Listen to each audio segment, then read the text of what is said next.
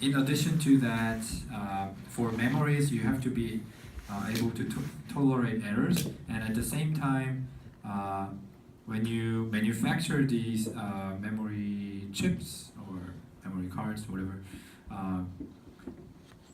you will experience yield issue, which means for some cells, although you sized it very well, for some cells, which is located at like 6 sigma outlier location, your sizing would still not work because statistically your transistor strength varies even in same die, but you have like thousands, millions or billions of these memory transistors in your memory, right?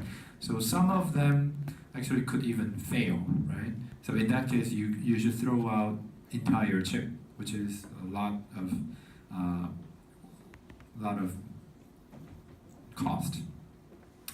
So people have been working on how they can resurrect this chip, which was supposed to be thrown away. So there were some strategies to fix these errors. So one of the easiest way is by having redundancy for these memory cells. The redundancy means basically you have spare cells. So for example, you sell a memory chip and you claim it to be, let's say, like 4 megabit memory. And you know that some of these memory cells could actually fail, right? So you could actually have more spare memory cells for different rows and different columns. Sorry, the other way, column, rows. Then when you actually manufacture this, you actually do the read-write test for entire memory array, and when you find like there's like one or two, like only a few errors on the memory, you replace this row with other row, or this column with other column.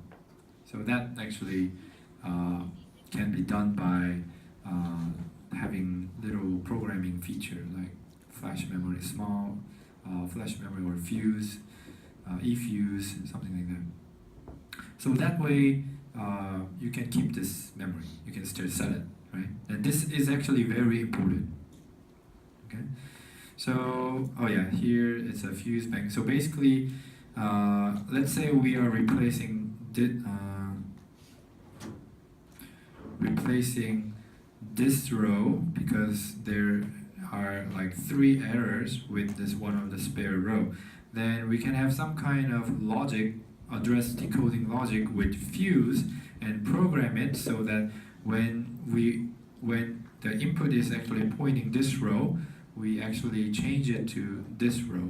Then for the user, they don't realize which row is actually being used, but in physical memory, you are actually accessing this spare row. So this way you can still sell this chip. And another way to improve your yield or be tolerant to noise is implementing error correction code. I think many of you might heard of this already. So error correction